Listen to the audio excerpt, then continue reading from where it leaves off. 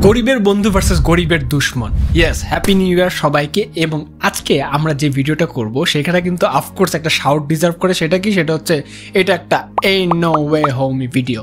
Yes, আমরা মূলত arc B580 এবং RTX 4060 এই দুটোর যে ডিসপিউট অনেকদিন ধরে চলতেছে সেটা নিয়ে হচ্ছে গিয়ে এই ভিডিওটা বানাইছি।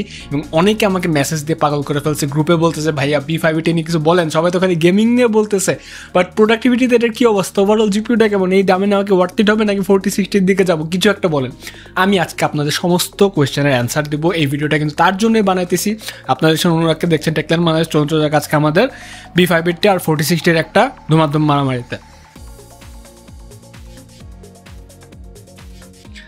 দেখেন, B580 কিন্তু মোটামুটি বেশ কয়েকদিন আগে রিলিজ হয়ে গেছে, বাট আই এম একটু সরি বিকজ হচ্ছে এই জিপিউটা আমাদের কাছে আসতে একটু দেরি হয়েছে। এর জন্য আমাদের ভিডিওটা পাবলিশ করতে বেঞ্চমার্ক রেডি করে পাবলিশ করতে দেরি হয়েছে। বাট জিপিউর আমাদের যে ব্যাপার স্যাপার সেটাতে যাওয়ার আগে যেটা একটু দেখা উচিত, এগুলোর দামটা নিয়ে কিন্তু একটু জানা দরকার। ইন্টেলের আর্ক B580 আমাদের কাছে যেটা আছে, একটা হচ্ছে গানিরের ফোটন এবং একটা হচ্ছে গানিরের ইন্ডেক্স। এর মধ্যে কিন্তু ইন্ডেক্সটার দাম 34,900 টাকার মধ্যে আপনারা পেয়ে যাবেন, এবং ফোটন যেটা আছে সেটা কিন্তু 39,500 টাকার আশপাশে পেয়ে যাবেন। $250 একটা জিপিও এখানে এসে দাম টেকছে, ওকে ফাইন। আর পাশে যে 4060টা দেখতে পাচ্ছেন সেটা কিন্তু আপনার মোটামুটি হচ্ছে এখন 38,000 টাকার মধ্যে পেয়ে যাবেন। এখানে একটা জিনিস বলে রাখা ভালো, আমাদের কিন্তু আজকের ভিডিওটা এটা মূলত B580 নিয়েই হবে, বাট আমি মনে করি একটা রিভিউ বা একটা কম্পারিজন না, বা একটা জিপিউর যে স্ট্যান্ডার্ড পয়েন্ট সেটা কখনো তার যে রেফারেন্সের কার্ড বা তার যে অপোনেন্ট তার যে একদম তার সাথে টক্কর না দিয়ে কখনো এটা আসলে রিভিউ হিসেবে বলা যায় না, ঠিক আছে? তো আমরা এখানে মোটামুটি গানের B580 আজকে রিভিউ করব, বাট তার আগে আমাদের কিন্তু এই দুটার স্পেকটা নিয়ে একটু জানা দরকার। স্পেকটা একটু আমি আপনাদের স্ক্রিনে দিয়ে দিলাম, আপনারা চাইলে পজ করে দেখে নিতে পারেন। এখানে কিন্তু ডেফিনেটলি আগের জেনারেশনের যে 750 বা 770 আছে তার তুলনায় কিন্তু স্পেকটাকে একটু কাট ডাউন করা হয়েছে পাওয়ার ইনটেকের কথা মাথায় রেখে। যেমন হচ্ছে 256 বিট বাস বিটকে কিন্তু 192 বিটে নামায় আনছে, কোর টোর একটু কমাইছে, বাট এফিসিয়েন্ট আর্কিটেকচারের দিকে গেছে, TSMC 5 ন্যানোমিটারের দিকে গেছে, 12 GB VRAM রাখছে, which is a very very good thing. অন্যদিকে 4060 দুইটার ডিসপিউট দেখলে কিন্তু মনে হয় যে আচ্ছা 580 একদম হ্যামার করে দিবে বা অনেক ভালো করবে, অনেক ব্যাপার স্যাপার আছে, এগুলো তো আপনারা দেখতেছেন। হ্যাঁ, তো এইগুলো আমরা সব বেঞ্চমার্কে দেখবো, বাট বেঞ্চমার্কে দেখার আগে আরেকটা জিনিস একটু দেখতে হবে, সেটা হচ্ছে এই দুইটা সিস্টেমকে, এই দুইটা জিপিউকে আমরা কোন সিস্টেমে ইম্পেয়ার করে বেঞ্চমার্কগুলো করছি। আমরা মূলত যে আমাদের CPU অফ দ্য ইয়ার হয়েছে না, Ryzen 5 7500F, ওটার সাথে একটা MSI Pro B650MP, তার সাথে G-Skill Trident Z 6000 MHz 16GB একটা RAM, তার সাথে Kingston MV3 একটা SSD, Antec B550 watt atom power supply, 80+ bronze of course, আর ম্যাক্সকুলের Inferno MC5 একটা কেসিং আছে।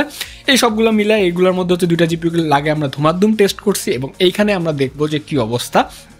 দেরি না করে আমাদের টেস্টিংটা একটু শুরু করে দিই। প্রথমে আমরা বলে রাখি টেস্টিংটা কিন্তু আমরা তিনটা একদম মেথডে করবো। একটা হচ্ছে সিনথেটিক, একটা হচ্ছে গেমিং, এবং আরেকটা হচ্ছে প্রোডাক্টিভিটির ক্ষেত্রে আমরা যেটা করছি এখানে ইন্টেন্সিভ কিছু টেস্টিং রাখছে, সেগুলো আমরা পরবর্তীতে দেখবো। বাট আমরা আমাদের সিনথেটিক বেঞ্চমার্কটা চলুন একটু শুরু করি। আমরা আমাদের যেই ট্র্যাডিশন আছে তার জন্য আমরা Geekbench 6, এটার হচ্ছে OpenCL দিয়ে আমরা বেঞ্চমার্কটা শুরু করি।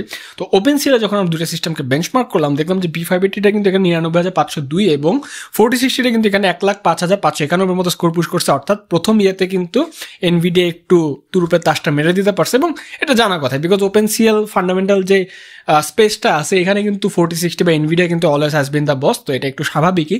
বাট তারপরে যখন আমরা Vulkan API গেলাম তখন কিন্তু 180 ডিগ্রি জিনিসটা চেঞ্জ হয়ে গেল। দেখলাম যে B580 এখানে 1,11,209 মতো স্কোর পুশ করছে, সেখানে কিন্তু 4060টা 1,05,543 মতো স্কোর পুশ করছে।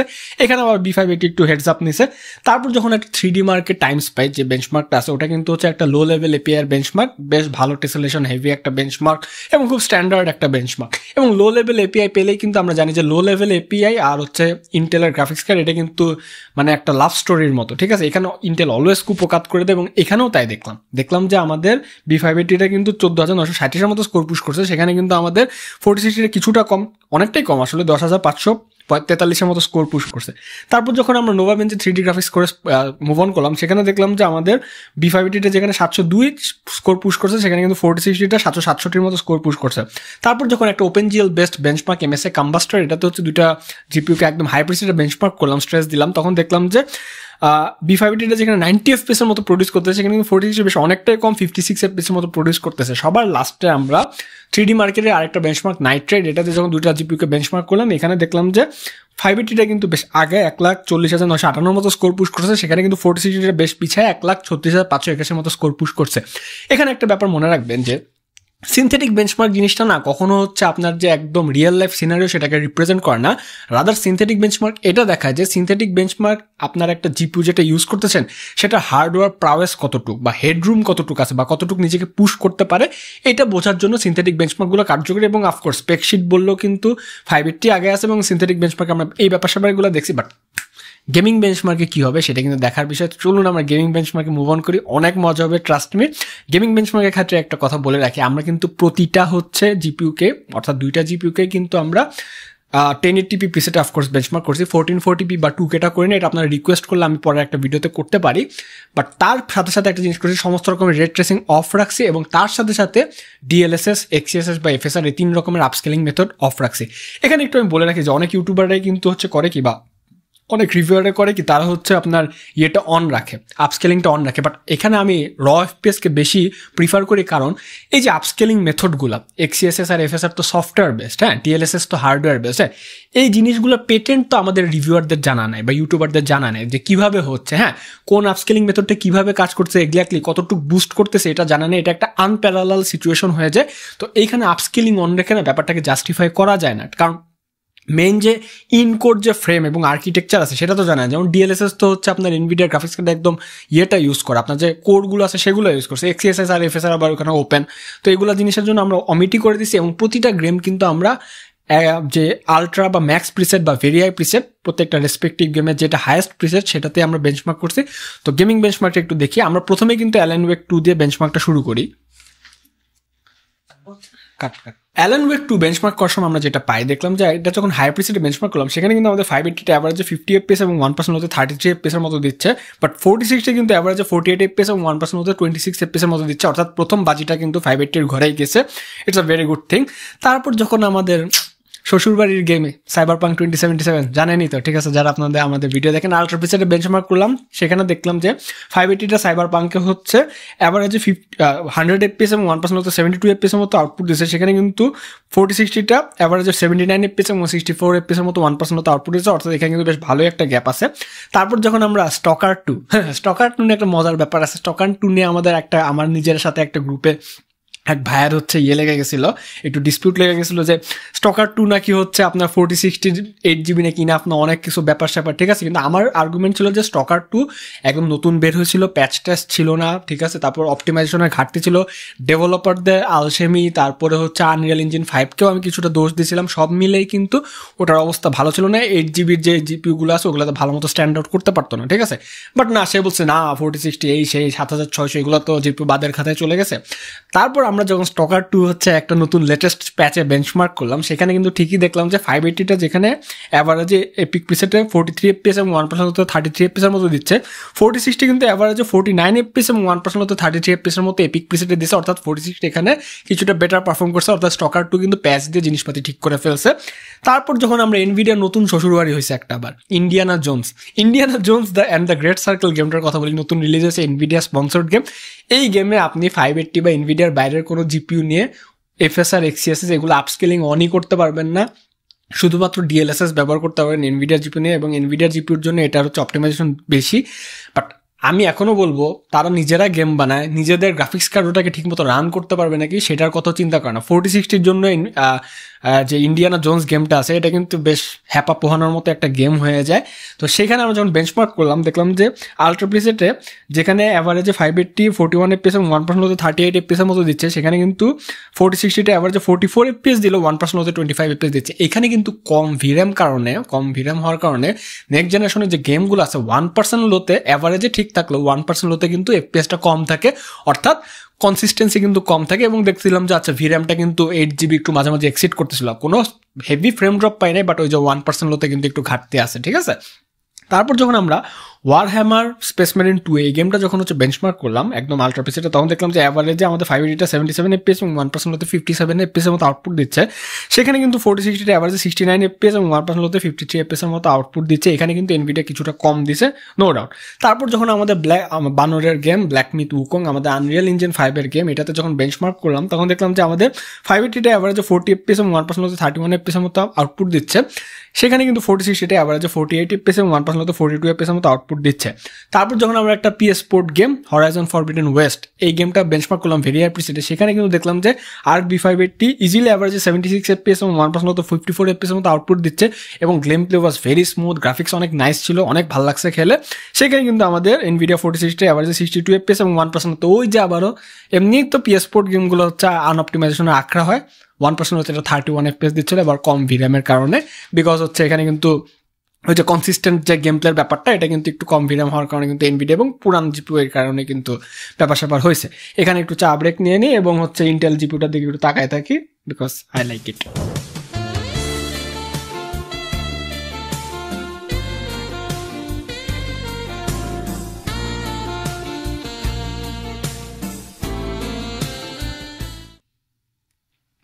ওকে, তারপর যখন আমরা একটা জিনিস বলার আগে, ইন্টেল কিন্তু ওদের সিপিউর যে ব্যাপার স্যাপার আছে ওগুলো পুড়ে যাক জ্বলে যাক ওদের কোনো মাথা ব্যথা নেই, মাথা চাপড়ে কোনো কুল কিনার করতে পারছে না। But Intel has always been serious about their graphics cards. Okay, ARC 770 750 ওটাতে আমরা দেখছি খুবই বিফি হার্ডওয়্যার দেখছিল এবং ওটা কিন্তু রেগুলার আপডেট পুশ করতো। হ্যাঁ ঠিক আছে, প্রতি সপ্তাহে 1-2টা করে আপডেট পুশ করতো, মাসে কয়েকটা করে আপডেট পুশ করতো, এটা দেখছি। বাট এই জিপিউটা নতুন বের হয়েছে, এটারও কিন্তু অনেক আপডেট আসবে। হ্যাঁ, আপডেট না আসার কারণে এবং যে এটার যে আপডেট আসা বাকি আছে এটার প্রমাণটা কি? এটার প্রমাণটা হচ্ছে গড অফ ওয়ার র্যাগনারক গেমটা। গড অফ ওয়ার র্যাগনারক যখন আমরা আল্ট্রা পিসিতে বেঞ্চমার্ক করলাম সেখানে কিন্তু দেখলাম যে অ্যাভারেজে আমাদের 580টা মাত্র 56 FPS এবং 1% মতো 35 FPS এর মতো দিচ্ছে। সেখানে কিন্তু NVIDIA জিপিউটা হিউমাঙ্গাস অ্যাভারেজে প্রায় 82 FPS এবং 1% মতো 56 FPS এর মতো আউটপুট দিচ্ছে। অর্থাৎ এখানে কিন্তু ARC V580 আগের সব গেমগুলোতে 4060কে ভালো মতো টেক্কা দিলেও ভালো ড্রাইভার আপডেট আরও আসবে, তারপরে কিন্তু আরও হচ্ছে খোলসটা খুলে বেরোবে। এখানে কিন্তু গড অফ ওয়ার র্যাগনারকে বেশ ভালোই কম আসছে, যেটা আমাদের পরবর্তীতে কস্ট পার ফ্রেম বা অ্যাভারেজ পেসের কাউন্টিং হিসাবে কিন্তু একটা ইফেক্ট ফেলে। তারপর যখন আমরা গোস্ট অফ সুশিমা এই গেমটা হচ্ছে বেঞ্চমার্ক করলাম এবং এইখানে যে কিন্তু ড্রাইভারের ব্যাপারটা আরও প্রকটভাবে বেড়ে আসছে। Ghost of Tsushima PS sport game আমি অন করছি ARC V580তে, ওমা খুলে দেখি কি অবস্থা, এক একটা ক্যারেক্টারকে ওই যে স্লাইসার মেশিনে নিলে মানুষের কিমা বের হয়ে আসলে যেরকম হবে না, ওই গেমে এরকম অবস্থা আছে, কেমন স্লাইস বেরোচ্ছে। আপনারা নিজেরাই দেখে নেন কি অবস্থা। তারপর দেখি যে ঠাকুরমার ঝুলির যে ভূতের গল্পগুলো ছিল না, মাথা থাকতো না পা থাকতো না, এরকম এক একটা ক্যারেক্টার পা নাই এসে নেই। মানে ডেফিনেটলি একটা ড্রাইভারের ইস্যু, এটা একটা ড্রাইভার আপডেট আসলে 2-3টা আসলেই ঠিক হয়ে যাবে বা পরবর্তীতে আপডেটে ঠিক হয়ে যাবে। এটা যদি ইন্টেল আমাদের মতো গরিবের ভিডিও দেখে থাকে তাহলে দে ক্যান ফিক্স ইট আর কি। তো এইখানে এই ব্যাপার স্যাপার হলো এফপিএসটা ঠিক ছিল, এফপিএস আউটপুটে অ্যাভারেজে 83 FPS এবং 1% হতে হচ্ছে আপনার 63 FPS এর মতো দিচ্ছিল। সেখানে কিন্তু 4060 অনেকটাই কম, অ্যাভারেজে 67 FPS এবং 1% হতে 48 FPS এর মতো আউটপুট দিচ্ছিল।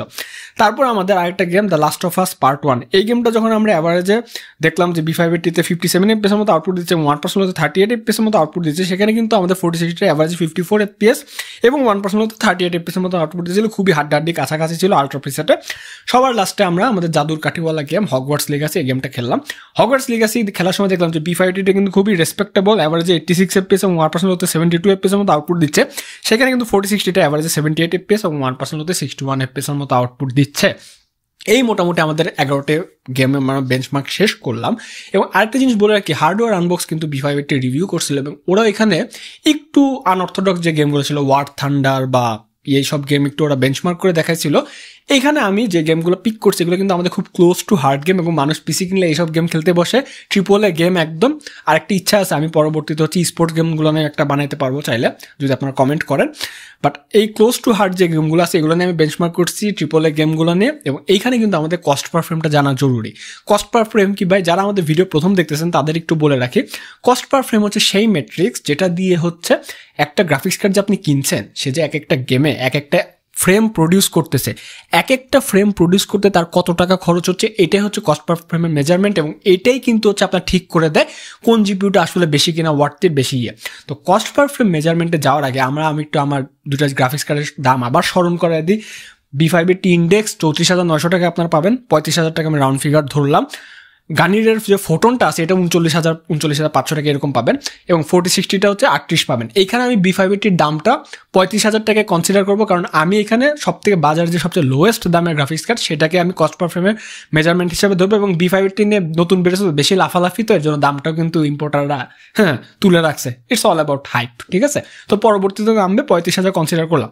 তো ধরুন আপনি চিন্তা করলেন যে আপনি ড্যাং ড্যাং করে হচ্ছে মার্কেটে গেলেন এবং একটা ইন্টেলের B580 ইন্ডেক্স কার্ড কিনে নিয়ে আসলেন 35,000 টাকা দিয়ে, ঠিক আছে।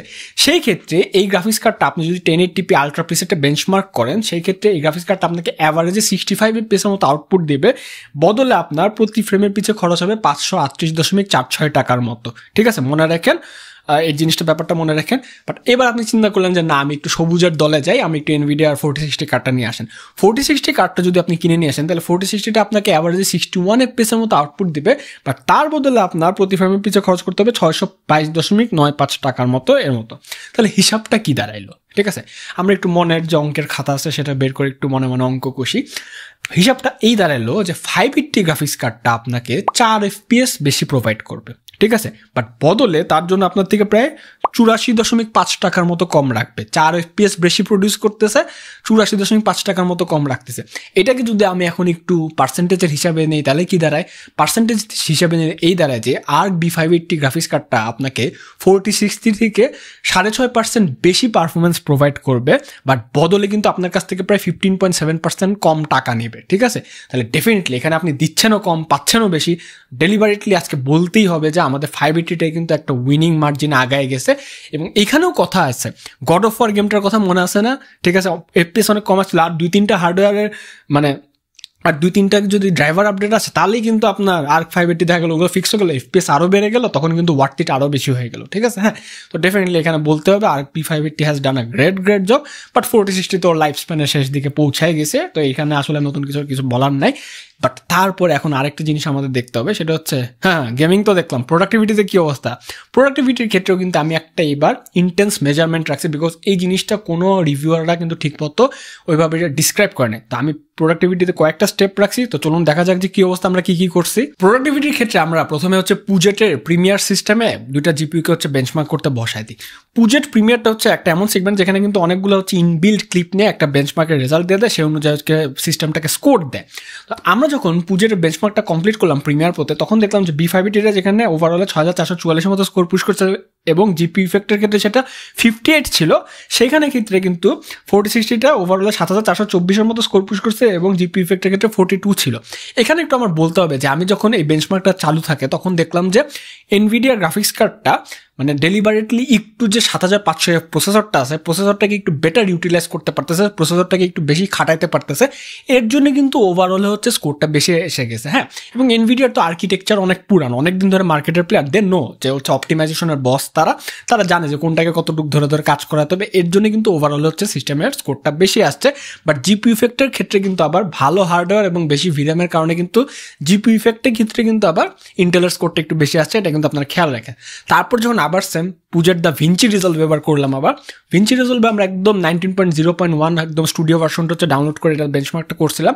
এক্ষেত্রেও কিন্তু আমরা সেম সিনারিও দেখলাম যে এখানে ওভারঅলে আমাদের 580টা 4954 এবং জিপি ইফেক্টের ক্ষেত্রে 41.3 স্কোর পুশ করছে, সেখানে কিন্তু 4060টা ওভারঅলে 5613 এবং জিপি ইফেক্টের ক্ষেত্রে 38.6 এর মতো স্কোর পুশ করছে।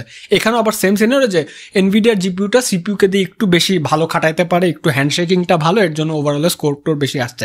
বাট একটা ব্যাপার কি জানেন, সিনথেটিক বেঞ্চমার্ক বা এই ধরনের বেঞ্চমার্ক কিন্তু রিয়েল লাইফকে ওইভাবে হচ্ছে আপনার রিপ্রেজেন্ট করে না, ঠিক আছে। তো সেই ক্ষেত্রে আমরা যখন দা ভিঞ্চি রিজলভ এবার আমরা ম্যানুয়ালি হচ্ছে একটা রেন্ডার দিব, ঠিক আছে।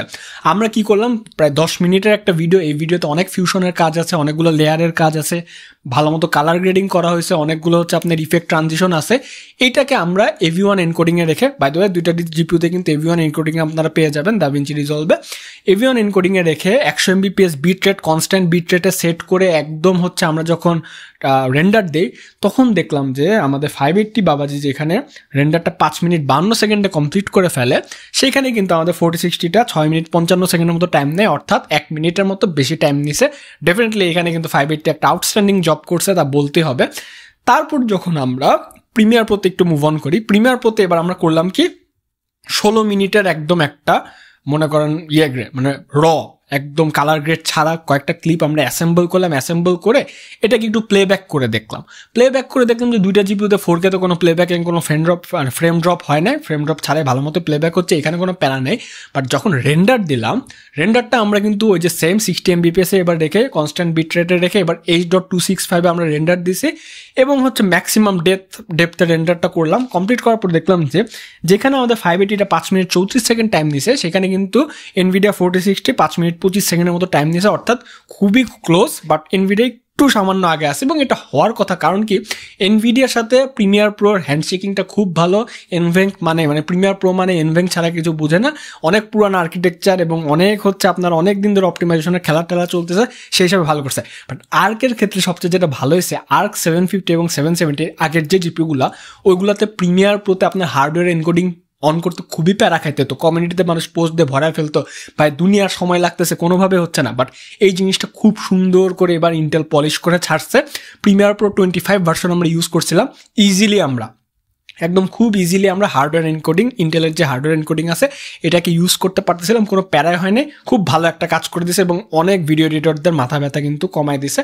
তো এখানে হার্ডওয়্যার প্রলিফিসি এবং হার্ডওয়্যারের যে প্রাওয়েসটা আছে সেই ক্ষেত্রে কিন্তু 580 আগায় থাকলেও ডাভিঞ্চিতে খুব ভালো রেজাল্ট করছে, প্রিমিয়ার প্রোতেও আমি বলবো খুবই ভালো রেজাল্ট করছে। নো ডাউট প্রিমিয়ার প্রো বা এই ধরনের ভিডিও এডিটিং জবের জন্য 580 is a good GP. But ব্লেন্ডারের কথা তো বলতে হবে। ব্লেন্ডারের যখন আমরা মনস্টার ক্লাসরুম আর জাঙ্ক শপে হচ্ছে 3টা সিনকে পুরোটা বেঞ্চমার্ক করলাম এবং অ্যাকুমুলেটেড স্কোর নিলাম, এইখানে কিন্তু দেখলাম যে B580 সেই ঠিকই আপনার হচ্ছে কত 1830-এর মতো স্কোর পুশ করছে, যেখানে কিন্তু NVIDIA 4060টা 3087-এর মতো স্কোর পুশ করছে, অর্থাৎ অনেকটাই আগে আছে 4060। অর্থাৎ এই ধরনের জবে গেলে কিন্তু আপনার অফকোর্স ব্লেন্ডার টাইপ জবে গেলে NVIDIAর কোনো বিকল্প নাই, কুডা করে এখনও কোনো সেরকম কোনো বিকল্প নাই।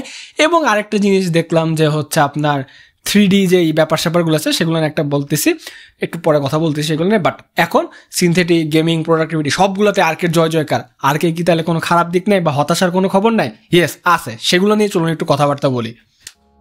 দেখেন, আমরা কিছু বাস্তববাদী কথা একটু আসতে বলি এবং আপনারা একটু শোনেন, যেগুলো হয়তো বা আপনাকে অন্য কেউ ওরা বলবে না বা অন্যরা শুধু অযাচিত হাইপ দিবে, এগুলো একটু আমাদের একটু বোঝা দরকার। আর B580 জিপিউটা নিয়ে আমি প্রথমে যেটা বলবো, এটা আসার পরেই বেঞ্চমার্ক অনেক ভালো করতেছে, বেশ ভালো কথা। $250 দাম, আরও ভালো কথা। প্রলিফিকলি খুব ভালো পারফরমেন্স করতেছে। বাট এটা নিয়ে কি আসলে খুশি হওয়ার তেমন কোনো ব্যাপার আছে? কারণ কি খুশি হওয়ার কেন অত কারণ নেই? কারণ আর B580 লঞ্চ হয়েছে হচ্ছে 2024-এর একদম ডাস্কে এসে, অর্থাৎ 2025 সালটাকে বা ফার্দার যে বছরগুলো আছে সেগুলোকে টার্গেট করে এই গ্রাফিক্স কার্ডটাকে বানানো হয়েছে এবং সেই মার্কেটেই কাঁপাবে। অলরেডি কিন্তু NVIDIA তাদের কিনোট জানুয়ারি 6 তারিখে দিয়ে দিয়েছে। CES হচ্ছে নতুন যে 50 সিরিজের জিপিউ আছে সেটা লঞ্চ করবে। AMD কিন্তু তাদের RDNA 4 সিরিজের জিপিউ লঞ্চ করবে, অলরেডি লাইন আপ মোটামুটি দিয়ে দিছে। অর্থাৎ আর কিন্তু তাদের সাথে কম্পিট করবে, ঠিক আছে? তো 2024-এর একদম শেষে এসে লঞ্চ হয় একটা জিপিউকে 2022-এর জিপিউগুলোর সাথে কম্পিট করানো কতটুক জাস্টিফাইড বা কতটুক কি, সেটা কিন্তু একটা কোয়েশ্চেন থেকেই যায়। এবং এখানে কিন্তু খুশি হওয়ার কি আসলে ব্যাপার আছে কি না, কারণ এটার মেইন বেঞ্চমার্কটা কিন্তু তাদের এগেনস্টেই দেখতে হবে, ঠিক আছে? তো এখানে একটা ব্যাপার আছে। অবশ্যই একটা কথা আপনারা বলতেই পারেন যে আচ্ছা NVIDIA জীবনেও $250 দিয়ে কোনো জিপিউ হয়তো বা লঞ্চ করবে না, $300 বা $350 দিয়ে জিপিউ লঞ্চ করবে, যেটা দেশে আসলে দাম আরও বেশি থাকবে। দামের ক্ষেত্রেও একটা কথা বলে রাখি যে এই গ্রাফিক্স কার্ডটা 40,000 টাকা দাম কেন হইলো, $250 জিপিউ কীভাবে হয়ে যায়, এটা একদম পুরোটাই হাইপের কারণে। ইম্পোর্টাররা একদম পায়ে বসছে, আপনারা একটু হাইপ কম দেন তাহলে দাম কিন্তু ঠিকঠাকই নেমে আসবে, ঠিক আছে? দাম কিন্তু একটা রেড ফ্ল্যাগ হয়েই থাকবে। আরেকটা জিনিস দেখেন, চিন্তা করেন যে এই গ্রাফিক্স কার্ডটা এখনও 3D-তে যে লুমিয়ন ভিরে, তারপরে এর পাশাপাশিও তো অনেক সফটওয়্যার আছে, স্কেচআপ আছে, তারপরে হচ্ছে রিমিক্স আছে, তারপরে হচ্ছে আপনার ফ্রি ফ্লো আছে, হুডিনি আছে, এই ধরনের ব্যাপার স্যাপারগুলোতে কিন্তু এখনও আমাদের কুডাকোরের কোনো বিকল্প নাই। তাই এর জন্য 4060-র জন্য কিন্তু এখনও নিরাপত্তা পালনের সময় এখনও আসে না। এগুলোতে গেলে এখনও NVIDIA আপনার যেতে হবে, ছাকা জিনিস একদম এগুলা। ইন্টেল এখন এগুলা কোনো ব্যবস্থা করতে পারে না, অলরেডি 2-3 বছর হয়ে গেছে। অনেকে আমাকে বলবেন যে ভাই AMDও তো পারে নাই, ইন্টেলের ভাই AMD তারাও তো পারে নাই, তো কি হয়েছে? হ্যাঁ, AMD পারে নাই ঠিক কথা, বাট তার জন্য ইন্টেল কেন হাত গুটায় বসে থাকবে? ইন্টেল কি চেষ্টা করা উচিত ছিল না? ইন্টেল তো চেষ্টা করতেই পারে, যেহেতু জিপি ইন্ডাস্ট্রিতে ঢুকছে, they want to make a name, ঠিক আছে? এই ব্যাপার স্যাপারগুলো কিন্তু মোটামুটি রেড ফ্ল্যাগ হতে হবে। এবং আরেকটা ব্যাপার হচ্ছে ড্রাইভার আপডেটের যে ব্যাপারগুলো, এখানে আরেকটু সিরিয়াস হতে হবে, বিকজ আপনি একটা সাপোজ গোস্ট অফ সুশিমা গেমটার কথাই বলেন, যদি আমি ক্র্যাক ইউজ করছি, কিন্তু এই গেমটা আমি যখন আপনি ধরেন এই সময় গ্রাফিক্স কার্ডটা নিয়ে কিনে আপনি একটা মানে অত কিছু জানেন না, আপনি গ্রাফিক্স কার্ডটা নিয়ে খেলতে বসলেন, দেখলেন এই অবস্থা, তাহলে কিন্তু আপনার মাথায় মানে সাইরেন বেজে উঠবে, এটা কি কিনলাম আমি এত টাকা দিয়ে। ঠিক আছে, এই ব্যাপার স্যাপারগুলো ইন্টেলকে আরেকটু ঠিকঠাক করতে হবে, প্রোডাক্টিভিটি পারফরমেন্স আই থিঙ্ক আরেকটু বেটার হবে। এই তো গেল হতাশার খবর টবর। ঠিক আছে, ভালো খবর কি নাই? কোনো ভালো খবর আছে, সেগুলো একটু চলুন শুনি। ভালো খবর বলতে গেলে প্রথমে যেটা বলতে হবে সেটা হচ্ছে আমাদের ARC B580 12GB VRAM। দেখেন 1080p গেমিংয়ে, আমি তো 1080p বেঞ্চমার্ক করছি, 1080p গেমিংয়ে 8GB ইনাফ না। এই ব্যাপারটা নিয়ে কিন্তু আমার একটা দ্বিমত আছে। আমি মনে করি ডেফিনেটলি 1080p গেমিংয়ে এখনও 8GB VRAM ইজ ভালো মতো রিলেভেন্ট। কারণ কি, এই জিনিসটা আপনারা যদি কনসোলে দেখেন, কনসোলে কিন্তু গ্রাফিক্স কার্ড বলতে তেমন কিছু ওইভাবে থাকেই না। ঠিক আছে, বাট ওইটার যে অপটিমাইজেশন, যে ডেভেলপার আছে, যে ধরনের পরিশ্রম করে, যেভাবে জিনিসটাকে পলিশ করে, ঠিক আছে, কত সুন্দরভাবে কনসোলের ব্যাপার সেবার রান করে। হ্যাঁ, আমি এটা মনে করি না যে একটা গ্রাফিক্স কার্ডের যে হার্ডওয়্যার আছে ওটাকে ডেভেলপাররা কিন্তু চাইলেই কিন্তু খুব সুন্দর করে অপটিমাইজ করে ব্যাপার স্যাপার বের করতে পারে, ব্যাপার স্যাপার কিন্তু লঞ্চ করতে পারে। বাট তারা করবে না, তারা হচ্ছে আলসেমি কোম্পানির চাপে কোনো মতে আনপলিশড গেম বেটটের করে দেয়, এরপর হয় না, গ্রাফিক্স কার্ডের উপর দেওয়া শেষে যায়। ঠিক আছে, তো এইখানে 4060কে এখনও ইরিলেভেন্ট বলার কোনো কারণ নেই, বিকজ আমিও আমার টেস্টিংয়ে সেরকমই পাইছি, কয়েকটা প্যাচের পর 4060 পারফরমেন্স হলো। বাট যেখানে একটা কথা বলতে হবে, 12GB VRAM কিন্তু খুবই ভালো মতো 1440pতে সাপোর্ট দেবে। 1440p বা 2K রেজুলেশনে গেলেই কিন্তু সেখানে কিন্তু আবার 8GB VRAM দিয়ে আপনার চলবে না, অবশ্যই 12GB অন্তত লাগবে। এবং এইখানে কিন্তু B580 আপনাকে ভালো মতো একটা সাপোর্ট দিয়ে দেবে এবং এটা কিন্তু খুবই সুন্দর একটা জায়গা। সেই হিসাবে B580কে কিন্তু একটা 2K গেমিং জিপিইউ বলাও যায়। কিন্তু এখানেও একটা ব্যাপার আছে। আচ্ছা, আপনি একটা ব্যাপার চিন্তা করেন তো, যে 2K গেমিং করতে চায়, ঠিক আছে, 1440pতে গেমিং করতে চায়, তার জন্য প্রথমে কি লাগে? 1440p গেমিংয়ের জন্য অবশ্যই একটা 1440p মনিটর লাগে। 1440p মনিটর কিন্তু আপনারা দাম দেখবেন 35 থেকে 50,000 টাকার মতো দাম ক্ষেত্র বিশেষে। ঠিক আছে, সব ব্র্যান্ডের মধ্যে 35 থেকে 40-এর মধ্যে আপনারা পান। হ্যাঁ, এখন আমরা স্ট্যাটিস্টিক্যালি যেটা দেখি বা বাংলাদেশের মানুষের যে পারচেসের যে প্রবণতা দেখি, সেই ক্ষেত্রে কিন্তু মনিটর জিনিসটাকে না সবার লাস্টে কনসিডার করে। ঠিক আছে, কোনো মতো একটা খুব ভালো পিসি বিল্ড করে তারপরে 22 ইঞ্চির 8,000 টাকার মনিটর খুঁজে বা যত কমে মনিটরটা সাজা যায়। তো সেই ক্ষেত্রে যে 35-40 হাজার টাকা দিয়ে হচ্ছে আপনার মনিটর কিনতেছে 2K গেমিংয়ের জন্য, 40-42 হাজার টাকা দিয়ে মনিটর কিনতেছে, সে কিন্তু তার জিপিইউ, তার অফকোর্স এটা 95% ক্ষেত্রে দেখবেন যে তার জিপিইউ পারচেসের ক্যালিবার আরও অনেক বেশি। সে নিম্নে মিনিমাম একটা 4060 Ti 16GB বা 7700 XT বা 4070 সুপার এগুলোই কিনতেছে। সে কিন্তু তখন তার 2K গেমিং রিগের জন্য এই $250 বা 35,000 টাকার জিপিইউকে পিক করবে না। তো এখানেও কিন্তু একটা সুইট ডিলেম্মা আছে। ঠিক আছে, যে 1440p গেমিংয়ে ব্যাকআপ দিয়ে দিতেছে, তার মানে এই না যে 1440p গেমিংয়ের জন্য মানুষ এটাই কিনবে। এবং এটা কিন্তু 1440p AAA টাইটেলগুলোতে কিন্তু 60 FPS হার্ডলি দেয় আপনাকে। ঠিক আছে, 60 FPS এর নিচেই দেয়। তো এখানেও কিন্তু 1440p গেমিংয়ের জন্য it can deliver 1440p gaming quite well with the help of upscaling and other stuffs, but it's not আর কি। এই ছিল ব্যাপার স্যাপার। বাট তারপর আমি বলবো ARC B580 আপনাকে হেডরুমটা দিচ্ছে। ঠিক আছে, আপনি এডিটিং, এখন যারা এডিটিং জবে যাবেন, যে কোনো ধরনের এডিটিং সফটওয়্যার, ভিডিও এডিটর যারা আছে, তারা কিন্তু ইনসেল লেভেলের ব্যাপার স্যাপার আউটপুট পাবেন এখানে। ব্যাপার স্যাপারগুলো খুব সুন্দরভাবে ফিক্স করে দিচ্ছে and hopefully they will work on আর কি জানি বলে, দে উইল ওয়ার্ক অন হচ্ছে আপডেট দিয়ে যদি 3D-গুলো নিয়ে আসতে পারে। বাট এখনও জেনারেটিভ এআই, এখন তো AI আর ML এর ট্রেন্ড চলতেছে। ঠিক আছে, সব কিন্তু AI আর ML এর ডেভেলপমেন্টের পিছিয়ে দৌড়াচ্ছে। এখানে কিন্তু আবার এনভিডিয়ার কুডার বিকল্প নয়। হোপফুলি ইন্টেল ওইখানেও কাজ করবে, ওদের AI অ্যাক্সেলারেটর যে আছে সেটা যদি ভালো হয় তাহলে তো ভালো। এগুলো কিন্তু মোটামুটি ভালো মোটা দাগে ভালো ব্যাপার স্যাপার। এবং দামটা যদি একটু নেমে আসে, 30-এর নিচে নেমে আসে, যেমনটা 750-র ক্ষেত্রে এসেছিল, it will be absolutely banger. But এখনও আমরা কস্ট পার ফ্রেম কিন্তু মেজারমেন্ট করে দেখছি, এটা কিন্তু ইটস ডুইং জাস্ট ফাইন। ঠিক আছে, এখনও যদি আপনি এই দাম নিয়েও নেন তাও কিন্তু ওয়ার্থ ইট হবে। এখন আরেকটা জিনিস যেটা কথা বলা দরকার, এটা আমার মানে একটা গ্রিন ফ্ল্যাগ বলতে হবে, পাওয়ার কনজামশনের ক্ষেত্রে আর এবার অনেক সুন্দর একটা কাজ করছে ওরা। ওদের টিডিপিটা মনে হয় 170-80 ওয়াট এরকম রাখছে, একটু স্পেকশিটটা দেখে নিন, আমার মনে পড়তেছে না। বাট আমি গেমিং করার সময় কোনো মতে এটাকে 117 ওয়াটের উপর যাইতেই দেখি না। 117 ওয়াট তাও আমি একবার দুইবার দেখছি।